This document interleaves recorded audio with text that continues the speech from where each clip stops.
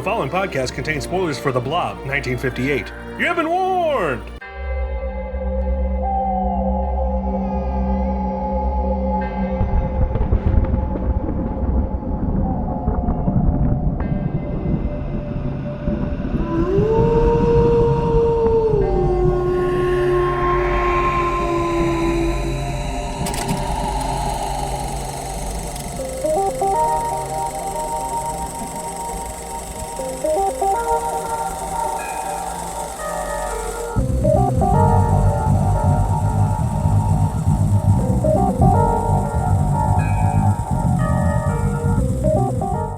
What's up, everybody, and welcome back to another episode of KFR News Radio. There's some water stuck in my throat. This is your host, Klinsman Button, along with your host, Miguel Magusto. Hello! Greetings. Greetings, Earthlings. How art thou? Slimy yet satisfying. Oh, a little Timon and Pumbaa action there, I see. Little Pumbo. Yeah. Yes. Yes, What's Glenn, going on, you were up. I'm not much is going on with me. You just got back from the woods. I did. Is what I was going to say. I did. I escaped society, found a tree, hid under it, and there happened to be a cabin right next to it, so I was in there for a while. Yeah. So I was out of the way, out of basically connection from internet and such. Besides my phone having one bar in only one spot of the cabin, which was just grand. That sounds lovely. It was infuriating when I exactly needed to send a message to somebody. But other than that, I kind of watched a few movies more than I expected. Not that I wasn't going to watch movies when I was there, but like I fucking watched 2 trilogies, so that was nuts. Yeah. And then read a shit ton of books as well. Well, yeah, I saw that. A shit ton for me. With your something. your little themed pictures and everything too. Oh, stop! I just like to be a little personality with my photos and books. Yes. But let me start off because I got a little list here, and it's gonna It's gonna be a little thing. I started off with a random one. You're gonna see a pattern here because it's not this one. Brother Bear. I start off with Brother Bear. Oh yeah. Because I hadn't seen that movie in a long time. I was like, Joaquin's in it. Rick Moranis too, right? He's in it. Yeah, I think he's one of the moose. Or mice. But yeah, I hadn't seen this in a while, and I need to get the taste of Joker out of my mouth. So I watched this one, and yeah, it's about as okay as I remember it being. I'll probably get some shit for that, but that's okay.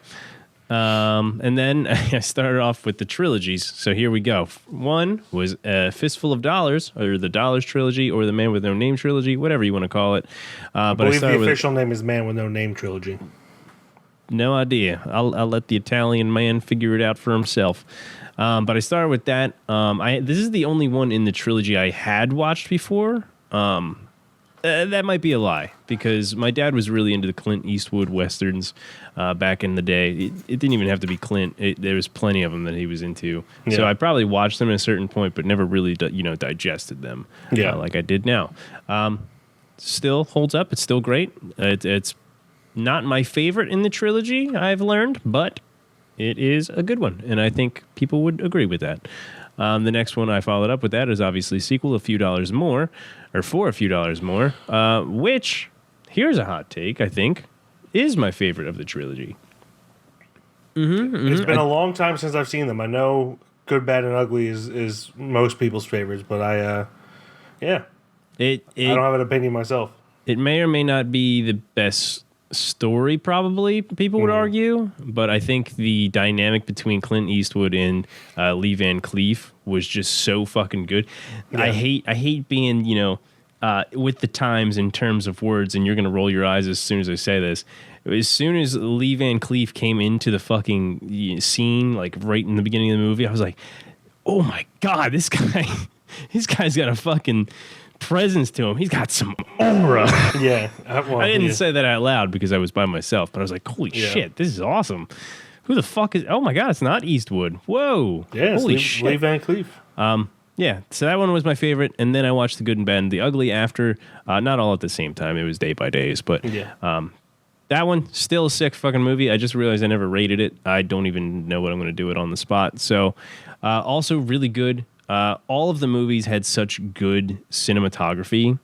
I think I think a lot of the things that took me out of this one is that there was so much going on, and then I realized none of these movies were really connected besides, you know, The Man with No Name. Yeah. So like Lee Van Cleef is in this one too, but he's a completely different character, and I was like, fuck, I love him. He's great.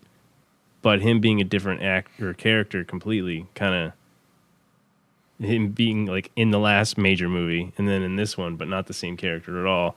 And then I realized there's also other actors that are playing different characters. See, I'm like, that's kind of fucking with me. If they were going to do that, I wish they did it in all three instead of just 1 or 2 and 3 having the same. Whatever. I digress. Still a great movie. Still fucking awesome. After that, I watched the Godfather trilogy. I'll just make this one a little shorter. I had never watched, again, 2 or 3. Only watched 1. I have a huge nostalgia that I was telling Mike about with the first movie. Hadn't really seen it, but the game is where I, got enveloped. Oh, am I boring you? I'm sorry. Oh, no, I have 2 boys. I can yawn all I want, motherfucker. Anyway, the first one's a huge nostalgic thing. 2 was still good, but I think that's people's favorite comparing 1 and 2. Usually it's 2 that is people's favorite. Usually it's 1. But I'll tell you what, it's not 3. It's never anybody's favorite. And I understand why after I watched it, because it was a hot mess and unnecessary for how late in the game they decided to make it. Yeah. Fucking Robert Duvall's not even in it. Yeah. And I had a whole discussion with Mike, but he's got to watch the movie before I go too much into that. Yeah, I haven't seen 3. So I'm going to stop there. I consider 1 and 2 to be one movie personally. Yeah. Like you can't have one without the other, which is why I refuse to pick a favorite between the 2. They're essentially one long movie in my opinion. Understandable. Like the Lord of the Rings movies. Yeah. One long movie in my opinion. Haven't seen 3 yet. Is a really good fucking movie too. Really good long fucking movie. Yeah. And then I finished a book that I'll talk about in a minute. But after the book, I watched Troy because I was like, yeah, I loved Troy when I was younger. I hadn't watched it in a while. Let me watch it again. I still like it a lot.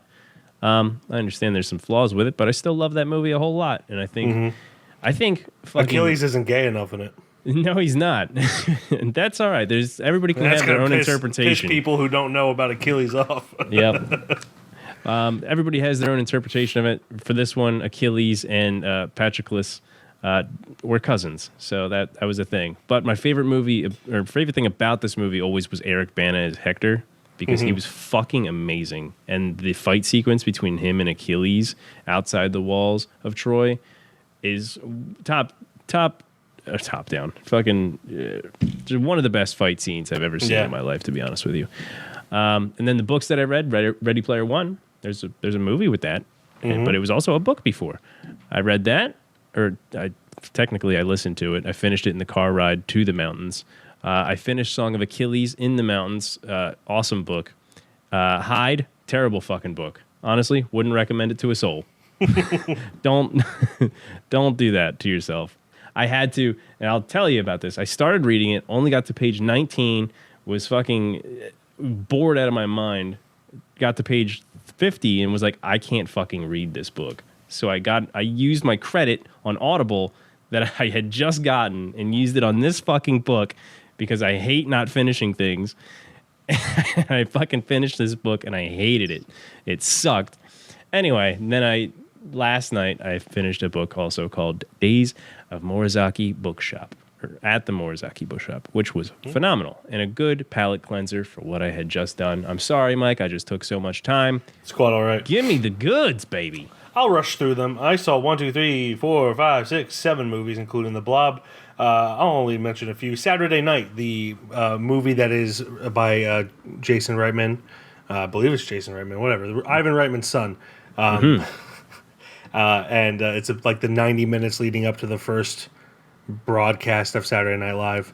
I saw it mainly because of Cooper Hoffman. I will support that boy until the day I die because of his father. Yes. And there's a scene in it where, holy shit, he exudes Philip Seymour Hoffman energy. You were telling me. His body language and the tone of his voice is just Philip Seymour Hoffman. I'll tell you what it is. I'm not going to tell you what scene, but there's a scene where he gets mad and he does that thing his father used to do, where he puts his right hand on his hip and his left finger up, and he yells at someone. Mm-hmm. You know what I'm talking about with Philip Seymour Hoffman? I did it just now. He did that all the time, and he does that in this, and it's holy shit. I was like, I got emotional. I was like, Philip Seymour Hoffman lives on in his son. The movie itself is pretty good. It's obviously exaggerated because everything goes wrong leading up to it. They don't even have like the planned out timeline of the first show until 5 minutes before. That would never happen. So it's they exaggerate things to heighten the tension and everything. But yeah, solid film overall. Then I did a little twofer. I saw Rumors, which is a movie about, it's a comedy horror movie about a G7 summit, which I think it's a real thing. The G7 is like the 7 richest countries in the world. Their leaders get together to try to solve the world's problems. And the whole thing is like they throw them into like a zombie apocalypse, and they're just stupid and like not doing anything. Like when they're talking about solving the problem, they're just saying like what's the word? Like not catchphrases, like phrases that a lot of people use to, I forget what the word is, but like to incite interest. Like there's one part where they're just like domestic abuse, climate change, but just naming things that don't connect at all while trying to solve this problem. It's really funny. And there's like 8 people in my theater. And afterwards, I was by myself, and there's a couple sitting like a seat away from me. And I just turned to them. I was like, was that movie fucking real? And the guy just went, I just said that to her. Was that real? And we just, You're bonding. It's the dumbest movie I've seen in a long time. And I absolutely loved it. Mm-hmm. Highly suggest people check that out. It's absurdist humor. So if you go to see it, expect absurdist humor. Mm-hmm. Alicia Vikander's in it. She hasn't been in something in a minute. I was going to say, it's been a while. Yeah, she speaks Swedish in it, so her native tongue. I enjoyed that. Then after that, I watched Smile 2. I liked the first Smile, so I thought I'd give this one a shot. Mm-hmm. It gets hurt by the fact that it has a budget now. Because I feel like not having a budget made them be very creative. And now that they had a budget, they're just like more of the same, but with more gore and more pomps and circumstance and all that. But it's fine otherwise. But I like the first one more. You think with how well the first one did, they wouldn't really put a budget on it too hard? No, because the first one did well, they gave it a bigger budget. Because in Hollywood's minds, they still believe a higher budget means a higher reward, which is not the case anymore. It means you take longer to get to your reward. And I don't know why they're still thinking that. Like, yeah, sure, Marvel, higher budget, higher reward, whatever, except for lately. It's just, it's dumb. Like, keep things lower budget, and in that way, you get more creative, which is better for the product, and then you get to your reward faster. Jack Nicholson's son is in this. I believe his first name's Ray Nicholson. He was great in it. Naomi Scott acted her ass off in this. She was fantastic. And there's one really cool scene where like a bunch of backup dancer demons haunt her, and that was really cool. But for the most part, it's kind of like meh, you know? Yeah. But when the trailers were running, I got to tell this story because this lady was taking L's left and right. There's a movie for Baby Girl, I think it is, with Nicole Kidman and Harrison Dickinson. Where she's a CEO of a company. He's either an intern or a new hire, and they have an affair that's like about submissive and dominant relationships and all that. And of course, I don't know if it's exactly BDSM, but like she's definitely like submitting to him and everything. And after the trailer went, she was just like, "That's disgusting. They need to take that trailer off. It's so offensive." And I just wanted to turn around and be like, "Lady, you're about to see a movie about contagious suicide. Who hurt you? What is wrong with you?" BDSM people did. Apparently, yeah. And then immediately after that was the Gladiator 2 trailer. And for those of you who haven't seen it, there's a scene where they flood, I don't know if it's the Colosseum, but it is an arena. They flood the arena to stage a naval battle, which they used to do. There's scientific proof, archaeological proof that they used to do that. And this lady goes, they flooded an arena back then. That's so unrealistic. I'm like, lady, you're so fucking stupid. They built pyramids and stuff back then. Yeah, sorry, conspiracy theorists. Hold on. Guess what? People back then were smart. Just because we can't figure out how they did that doesn't mean that they didn't do it. Just because we don't have that technology anymore doesn't mean they didn't. But the thing is, we have figured out how they've done it. Yes. It's just that people don't like the answer that it is. Because it's so simple. It's impressive that they did it back then. But yeah, Smile 2, it's fine. Then I watched The Turnaround on Netflix, which is a short documentary, Phillies documentary about the Philadelphia Phillies and the fan that kind of made that viral thing when Trey Turner was struggling. He said, instead of booing him, let's cheer him. And it was actually really cool because the whole thing was about like him, the guy who started that, he's bipolar. And he was just kind of like, it was the connection of him understanding how Trey Turner felt, kind of being down in the dumps and everything. And like he was like, I wouldn't want people to boo me, so maybe we should have a standing ovation and all that. And for those of you who don't know how that turned out, after that happened, Trey Turner had the greatest month of his career, so it worked. Bada bing. Yeah, so if you're not a Phillies fan, I can't promise you'll like it, but it is more than just a Yay Phillies documentary. But also, yay Phillies. Yay Phillies. I'm still not over the fact that they're out of the playoffs. I was about to say. But I am excited that the Mets are out of the playoffs. So without any further ado, let's talk about the Blob. Wait a minute, Steve. Tell us what happened. Well, I'm trying to tell you. Now, this thing had killed the doc. Well, what was it? Stop with it, kid. But it's kind of like a mass that keeps getting bigger and bigger.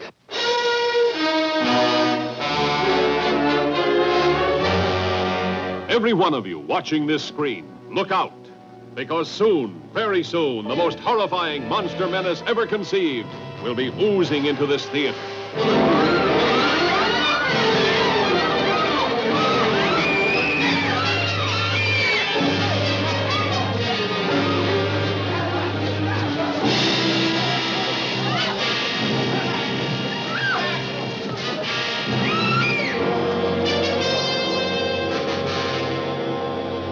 The Blob.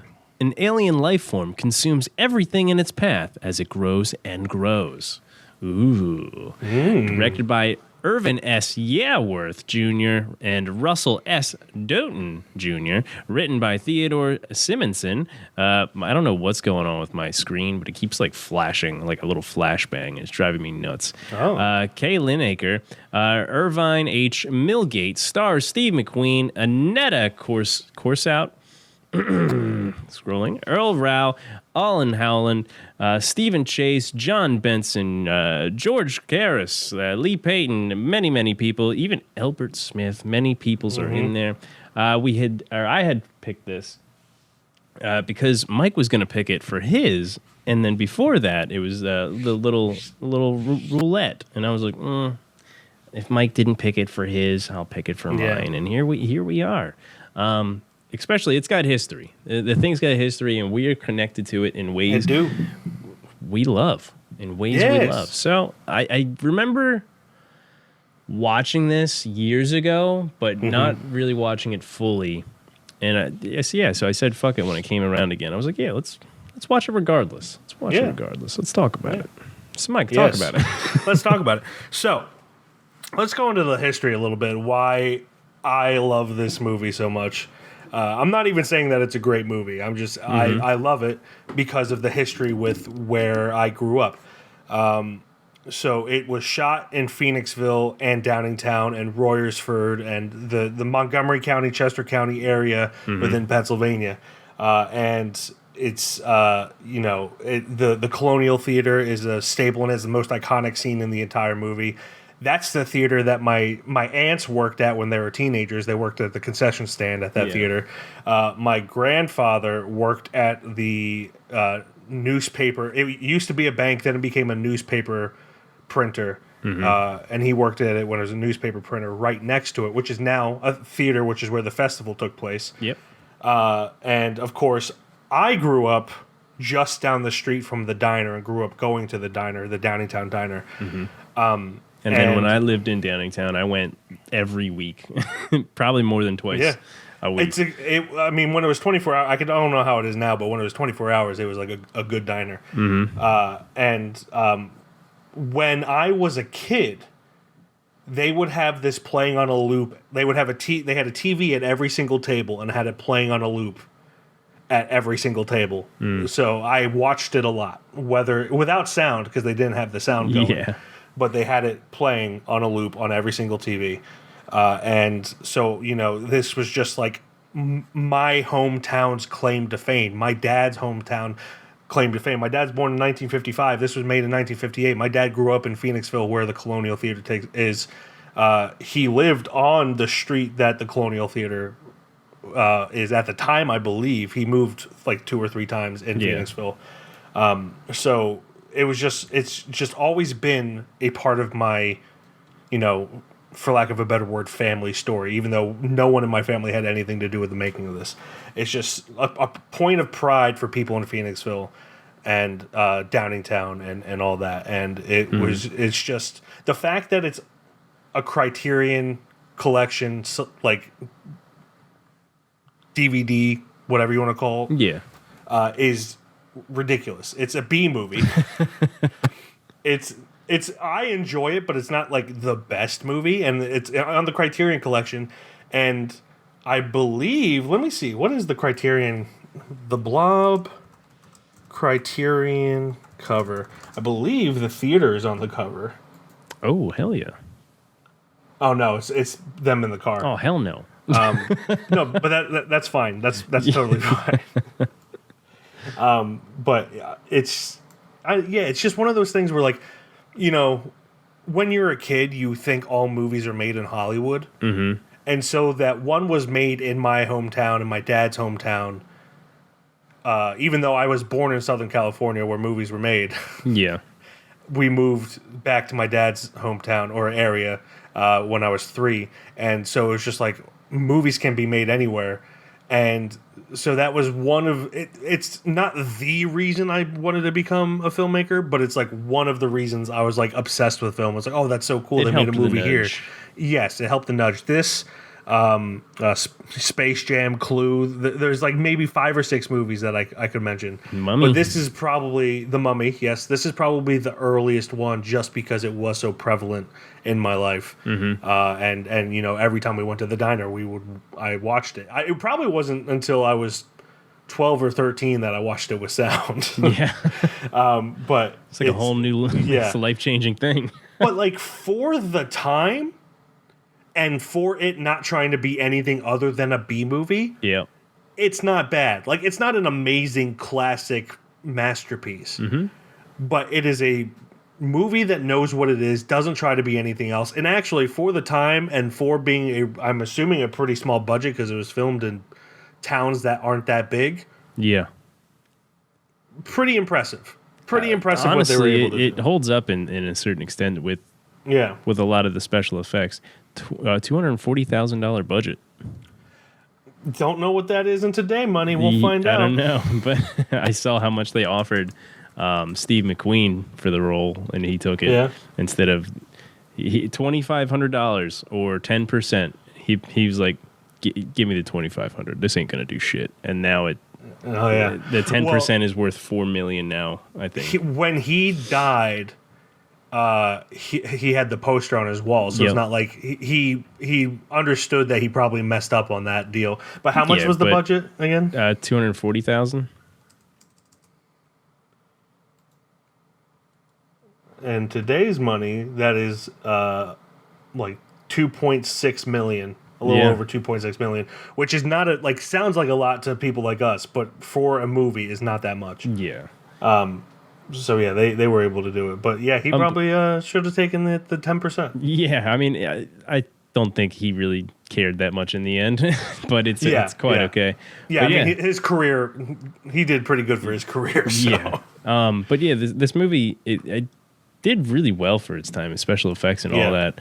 And I think a huge thing that does well with this movie is the fact that it's just got so much history and like a cult following because of the theater and everything. The Blob Fest at Phoenixville every year. There's so much going on with it that it still thrives today.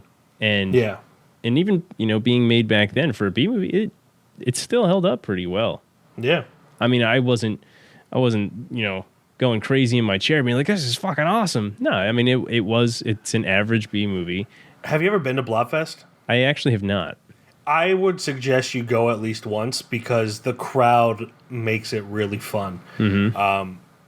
I wouldn't say it's like the Room territory, but like there's like call and responses like they have when people watch The Room and stuff.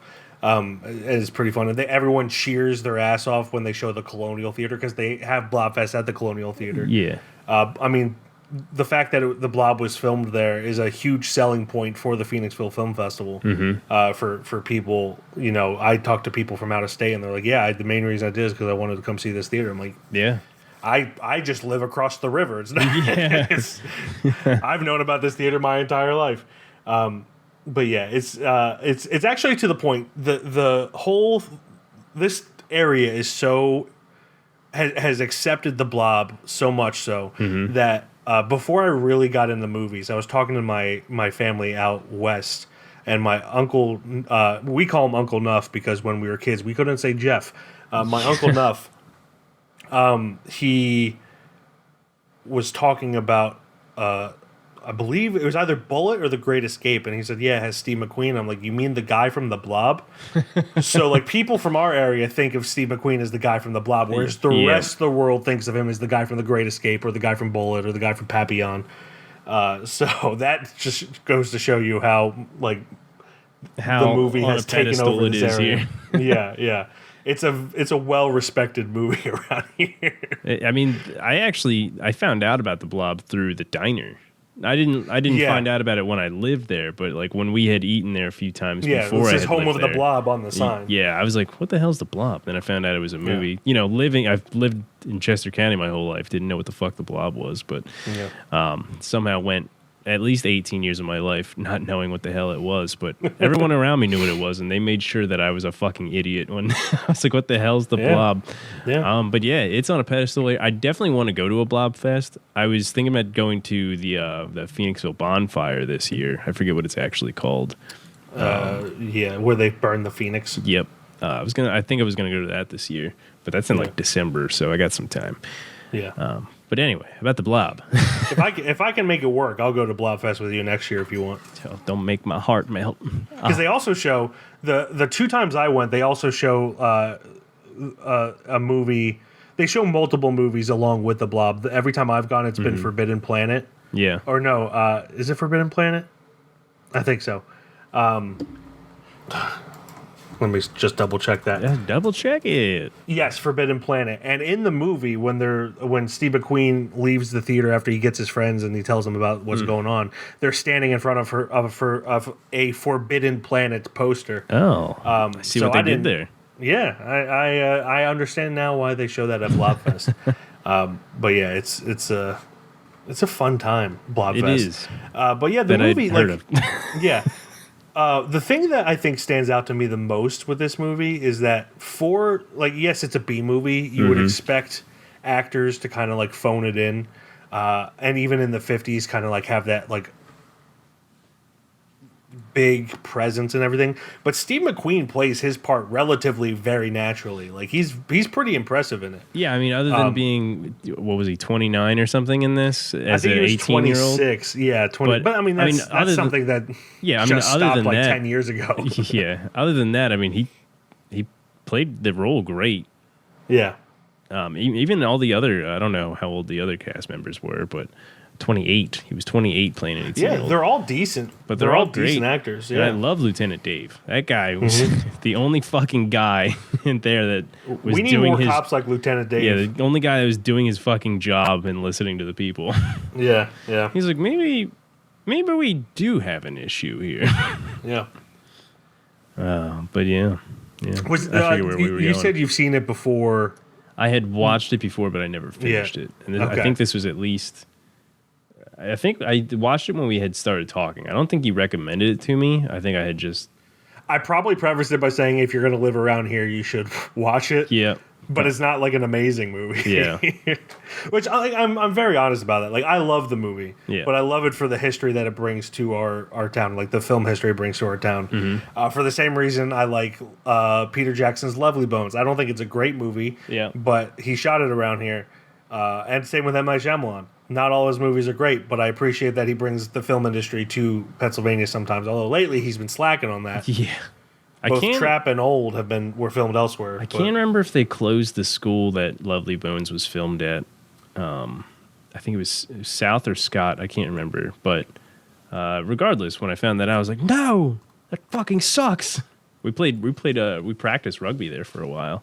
Oh yeah, yeah. It was pretty cool. Pretty sad to know that it got taken down. So did my elementary school. They were taking a lot of places down around here. Anyway, about the actual movie, not the. Yeah, we're going off tangent a lot here. But yeah, I think a huge thing with it is definitely the history. I think all the actors played well. Obviously, the teenagers weren't teenagers that were playing in this movie. It was pretty rare to actually get that to happen. I'm surprised we actually had a kid play a kid in this. I forget the kids. Yeah, funny thing about the kid, when I was little, yeah, like 5 or 6, when you're stupid and don't know better, I thought my dad played Danny. Because he Papa would Hicks, talk, man, breaking the big times. I mean, like the kid who played Danny is probably like 2 or 3 years older than my dad was, but like when you're 5 or 6, you don't understand age really. So like, and he's a blonde haired, blue eyed boy, like my dad was, and and just for some reason, every time I saw, until I was obviously like 12 or 13, whenever I watched it and was old enough to understand that was a stupid thing to think. I thought movies were real for a long time. I was like, this is fucking crazy. We let this happen? That's the only reason I feel comfortable telling you about this. But like, I knew it was fake. I just thought that my dad played Danny. Yeah. I don't want to say I was heartbroken when I found out that wasn't the truth, but I, not as excited about seeing Danny on screen. There was one moment in this movie that had me heartbroken. I don't think we ever got clarification for it. And spoiler alert, and what's the word? Trigger warning? Trigger warning. Oh my God. I couldn't pull the trigger on what that word was. Thank you. Yeah, there's a dog in the movie, and you get a line of dialogue that says, oh, he ran that way. But you hear like the dog kind of stop barking and insinuates that the Blob got the dog. Yeah. But then after, the cop says that the dog got away, but you never see the dog. So I don't know. I chalk it up as that motherfucker got the hell out of Downingtown or Phoenixville, got the shit out of there. Yeah. And everybody else got sucked up, which is fine. The funny thing is the big scene with the movie theater where they run out, which they reenact every year at Blobfest, which is fun to see. Oh yeah. They run out of the theater and somehow transport 15 miles to Downingtown to the diner. And that's one of those things where if you're not from the area, you don't know. That is insane, actually. But if you're from the area, you're like, whoa, they ran so fast. Do they actually do that? Yeah, when they run out of the theater, I think. Let me do a little research. I've never heard of that, but for people who are wondering, they do close down the street in the summer of the main street of Phoenixville, so people could do that if they wanted to. There is a trail there that leads right. Basically, you could probably go to Downingtown from that trail. But it's a fun thing. I just love how the town has it. And then if you watch the in the movie when they're running out, every single person is smiling except for one person who is acting his ass off, and I just thought it was so funny. Because this viewing, this is probably my 10th He's now time. known today as Daniel Day-Lewis. Yeah. This is probably my 10th time or so actually watching it, not just like having it on at the diner. Yeah. Whatever. But this this is the first time I noticed his face, and it's so funny. How he's just like, gotta see if I can find. Good for him, man. Goddamn ads. The fact that people cut cable to think that they could get away from ads. You're fucking stupid. You're stupid, all man. you people. You're the reason that ads are now in streaming services. So fuck you. Thank you very much. And on YouTube and stuff. Thanks. Yeah. Okay. Well, let's see. There's the running. I gotta see if I can find my guy. Sorry about this, Glenn. Oh no, it's quite okay. I'm reading some trivias.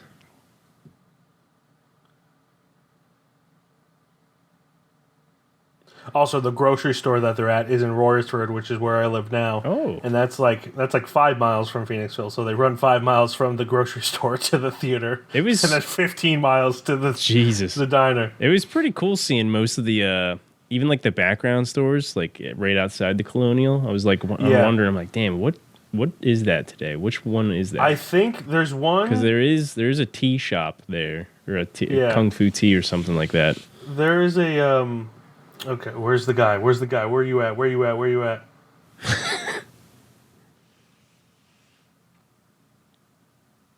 That guy right there. Oh yeah, he's acting his ass off. I love it. I had my finger on him, so if you want to see it, but anyway, got it. So they run, right across to the diner. So yeah, they run 15 miles to the diner. But yeah, anyway.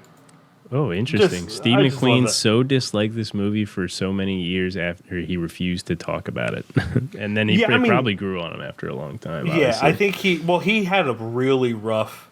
I watched a documentary about him. He had a really rough last few years. I think he had, like, cancer for a long time. I'm not 100% sure, but he was, and so I think he kind of softened on, like, his career and realized that this kind of opened doors for him. Yeah.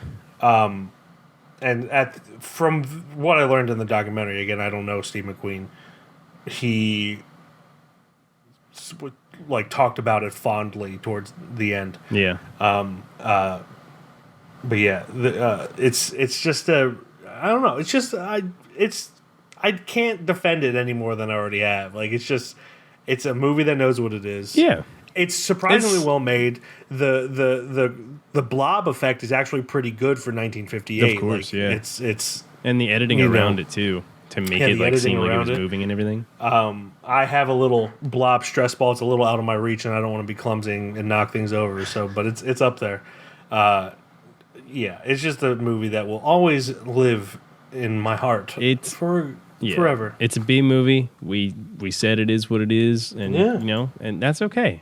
And that's okay. What's a weird thing that I didn't know is they uprooted the whole fucking diner, and that's in California now. Yeah, and they rebuilt basement. The diner. The basement is still the same. Yeah, because they kept the foundation and the basement and everything, but the actual diner, they still kept the same style diner. Yeah, just more modern, more with the chrome and everything, and but it's still like I forget what the name it is, but it's like a. I think it's called a boxcar diner. I'm not 100% sure. It's something like that, yeah. But it looks like a train, essentially. I have not been to that diner. I think honestly since I lived in Downingtown. Since COVID, they haven't been open 24 hours. Yeah. Which to me is kind of like you're not a diner if you're not 24 hours, in my opinion. But they are open 7 a.m. to 9 p.m. So that's better than some diners that are. For the longest time, it was called Chef's Diner after the owner of. I remember that. When it was Chef's Diner, they were only open for breakfast and brunch. So they opened at 6 a.m. and then closed at 12 p.m. I'm like, you're not a diner if that's the case. You're a cafe, which today I just found out that all the cafes in our fucking area are from 9 to 5. I'm sorry, I've got a day job and want to get a tea after work. Fuck me. I was so mad when I found that out today for no reason. Yeah, I lived a mile from this diner. That's this thing. That building's still there. Mm-hmm. That's an intersection I've crossed many a time. And now there's a Rita's across the joint. There is a Rita's across. Can go have some din or brunch or lunch. There was another movie. There was another movie called Killer Instinct that was filmed there when. I wonder when it was Chef's Diner. Wonder how often or often after did they get hey, can we film at your diner, or hey, can we film at your theater? And how many times they probably turned it down. Yeah, I mean, well, or maybe the the township probably closed it down. This movie, Killer Instinct, which was filmed there, and I was outside at the Ritas when they were filming there. Corbin Bernsen is in it, who a lot of people will know from the show Psych and the movie Kiss Kiss Bang Bang. Mm-hmm. He was in it. Not his fault, but the movie is garbage. And I felt duped. And there's no photos to even look at for this movie on IMDb. That's how you know it's bad. Holy I shit. have watched it though. I hunted it down, and it is not great. But yeah, the movie, it's a B movie. It doesn't try to be anything else. Hey man, that's a future podcast. Chill out. That right there's a future podcast. Chill out. No, man. I'm talking about the Blob. I'm going back to the Blob. Yeah. We'll watch Killer Instinct next Halloween. No, screw that for the holiday season coming. Yeah. But not too much to talk about. I mean, it's a good movie. It's not bad in any way, but it's also not above. It's a good 50s sci-fi horror movie. Yeah. And like if you ever saw that episode of Angry Beavers where they stay up for all night and watch scary sci-fi movies, it's that vibe. Yeah. That's all you can really expect. But yeah. Anyway, I'm done talking about it. I think talked I in am circles. too. I think I am too. So that does it for the review of The Blob 1958. That brings us to the judgment. As always, it needs to be a unanimous decision when that goes to KFR Shelf with the likes of Apostle and Handmaid. And Glenn, did you have something to say before you tell me? I did. I actually liked the ending and how they kind of stylized it with like the cartoon animation. Like it blended in just enough to make it seem like it wasn't a type of like cartoon animation. Like you could tell. But, like, it wasn't, like, that distracting, like, oh, this just became a fucking cartoon. Like, it was pretty, like, sequential. And for a little bit, the ending's kind of bleak for a little bit, too. Yeah. Like, that's not something you really had in the 50s. Mm-hmm. Like, it was all, like, quick, happy ending. Never make people think your guy's going to die. Yeah, I was surprised with how good it looked. That was kind of what I was going to say. I mean, it's obviously fake, but for the 50s, not bad. Yeah. For a 50s low-budget movie, not bad. Mm-hmm. Anyway, so Glenn, yes, does The Blob 1958 go on the KFR Shelf with the likes of Apostle and Handmaid for you? I think we gave plenty of movies back in our time down on this journey of podcasting. I think we gave movies the shelf mainly for the history, and I think this I wouldn't necessarily say I would say the movie deserves to be on the shelf, but the history does. But I think in the case, I think the movie's not that bad. So like, it's not like I'm regretting putting it on the shelf. Yeah. So it's good enough for the Criterion Channel. If it's good enough for that song, bitch, it's good enough for me. Yes, movie's great. Movie's good. History's great. Yeah. Movie's good. History's great. I'd put it on the shelf. Hell yeah. Yeah. I 100% agree. I think it is way better. Like when you describe the movie to people, they think it's going to be absolute garbage. Yeah. Like something that would be the second film or the first film. I don't remember if they put the good film first or last of like a double feature at a drive-in. But it's actually a solid flick if you like that kind of thing. Steve McQueen is like the movie that got him started pretty much. And yeah, it's definitely just a good one to put on like the Spooktober season too. Like you got 31 days. If I can put it on one of those 31 days. Yeah. Would recommend it. So yes, I would also say it goes on the shelf. There you go. Yes. I might be biased though, but that's okay. We're both Blob, biased. Yes, The Blob 1958 goes on the KFR shelf with the likes of Apostle and Handmaid, and that brings us to next episode. And because we're only doing every 2 weeks now, we're going to jump straight from Halloween to Christmas, we're Jack Skellington. Right on in there. Watch out, Easter Bunny. What's this? This color everywhere. So we're going to start it like a little weird like we did Spooktacular Spooktober this year. We're going to do the roulette first. So for those of you who don't know, we spin the very real wheel 3 times. It has all the holiday movies on there. It's probably about the size of like the biggest intersection in Providence, Rhode Island. I don't know. There's a lot of fucking Hallmark movies. That's true. It might be as big as Yellowstone. Oh yeah, it's a whole room. But yeah, so without any further ado, we're going to spin it 3 times and pick which one we want to watch best out of those 3. So without any further ado, here comes spin number 1. A Christmas Prince, The Royal Wedding. Oh man, we're gonna get a lot of these. Oh, there's a Royal Baby sequel, I think. I'm telling you this right 2018. now. Oh God, this looks great. I'm telling you this right now. If the second spin I have is a Hallmark movie, I'm changing the parameters. This is a sequel, by the way. It is a sequel. Yes. Well, do you really want to watch the first one? I don't want to watch this one. Okay, well, I'm going to put the parameter on now then. Also, the first gotta- one's called A Christmas Prince, The Royal Baby, and it looks like one of the UK princes. Well, no, one of them's Okay. not a king. Well, Their anyway, dad's a king. that spin never happened, Glenn. Yeah, what are you talking It about? never happened. Here comes spin number 1. We already did this one. Christmas Chronicles Part 2. We Spin did. again. Chicka, chicka, chicka, chicka. Holiday in the Wild. I think this came up last year.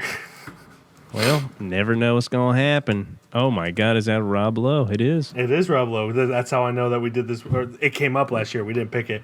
6.2 out of 10 on IMDb. It's on Netflix. Jilted by her husband on the eve of embarking on an African safari, a woman travels to the continent solo and meets an elephant conservationist. Directed by Ernie Barbarash. Written by Neil H. Dabrowski and Tippy Dabrowski. Starring Rob Lowe, Kristen Davis, Felice Mepela, John Owen Lowe, I believe that's one of Rob Lowe's sons, and Colin Moss, and many, many others. This, of course, is on Netflix. As I said, it's 6.2 out of 10 on IMDb. It's Pretty short runtime, we'll see so that's about that. okay. hour 25 minutes. Yeah, Okay. it's not bad. We're seeing some Well, higher ups here. Yeah, Holiday in the Wild. That's spin number 1. Here comes spin number 2. Let It Snow. Ooh. Oh, is that? No, it's not. It can't be. It can't be him. It can't be him. Oh, it is her, though. It's not him, but it's her. So I thought Shamik Moore, who is on the bottom left of the poster, I thought that was the guy who played the robot in Alien Romulus. But Isabella Marced is in Alien Romulus, so... Who's Shamikian? Interesting. Oh, he's Miles Morales. He's in Miles Morales. He's in Dope as well, which is I like that movie. In a small town on Christmas Eve, a snowstorm brings together a group of young people. Directed by Luke Schnellen, written by Laura Solon, Victoria Strauss, and Kay Cannon. Starring Isabella Merced, Shamik Moore, Odeya Rush. I believe that's the girl from Waves. No, it's not. I lied. Don't listen to me. I'm a liar. Liv Hewson, Mitchell Hope, where is he? Jacob Batalon, Kiernan Shipka, all the Gen Zers that are famous. Joan Cusack, yes. So that is Let It Snow on Netflix. Here comes spin number 3. The Night Before Christmas. For real. That's a crazy pull. Night spelled with a K. Never mind. Oh, why am I... Why am I the way that I is? This is insane. Are these all Netflix movies? They are. Yeah, I think the holiday one only does Netflix because it hates everything Vanessa else. Hudgens. Yes. A medieval English knight is magically transported to present-day America where he falls for a high school science teacher who is disillusioned by love. Directed by Monica Mitchell, written by Cara J. Russell, starring Vanessa Hudgens, Josh Whitehouse, Emmanuel Shriki, Ella Kinyon, Harry Jarvis, and I don't recognize a one of them. I was about to say, there's not a one of them, except for Vanessa Hudgens. Not a studded cast. This is on Netflix too. 5.6 out of 10 on IMDb. This one's an easy pick. This for one's me, a if you super ask easy me. pick for me.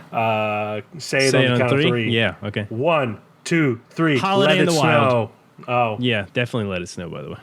Oh, you were kidding. I was fucking around. You were fucking around.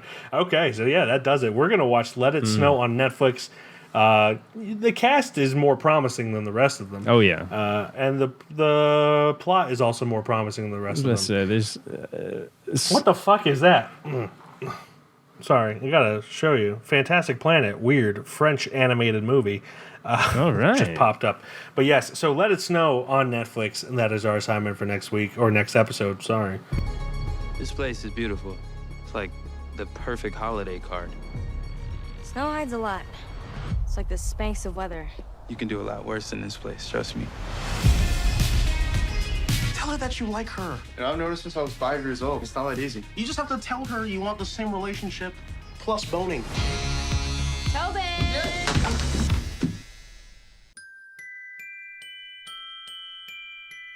Ooh. There it is. Do you hear that? Oh. She's thawing out. Oh, God. I don't want a lot for Christmas. There is just one thing I need. And underneath the Christmas tree. Going down a rabbit hole of Christmas movies on Netflix right now. It's disgusting. Goodbye, everybody. Oh, wait, I got to do the stuff. Thank you, everyone, for listening and watching. As always, you can check out our website at www.KeystoneFilmReview.com. On Instagram, we're Keystone_Film_Review.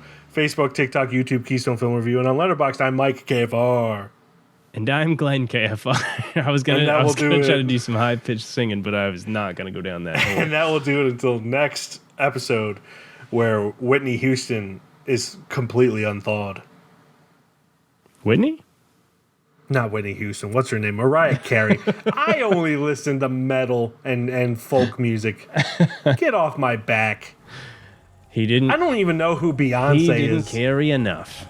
I did not carry enough. Goodbye, everybody. Bye-bye. Bye.